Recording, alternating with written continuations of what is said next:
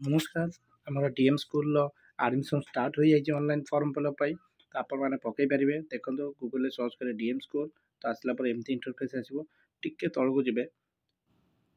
तौक गलापर गोटे सैट आसो RIE भुवनेश्वर तापर क्लिक करेंगे तादर क्लिक कलापर आप सैट टी ओपन होता न्यू आसी तौक जी आप्लाय कर ऑप्शन दबे तौक गले देखो क्लास 1 एडमिशन फॉर तो सीजन 25-26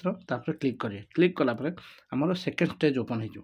सेकेंड स्टेज ओपन है सेकेंड स्टेज आप कौन कौन रही आपको बतई दूसरी सेकेंड स्टेज देखो आमर SBI कलेक्ट जो ऑनलाइन गोटे फीस भरा जाए से फीसटा आप फास्ट भरेंगे SBI कलेक्ट सर्च करेंगे सर्च कलापर गूगल से आसो से आप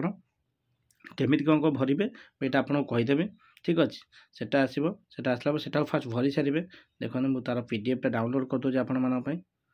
से आसला एमती आप आप्लिकेसन फर्मटा अच्छी प्रथम देखो 100 टका डिपोजिट करा पड़ो डिपोजिट जो डेट अच्छे से डेटा दबाक पड़ो डेट देलापर आप कौन कौन रही केमी कम मुझे बतईदेवी जदि आप विषय अधिक जानवा चाहते कि केमी आप्लाय हो मत कमेंट करूँ मुझे डिटेल्स आपको देदेवी आउ गोटे जिनस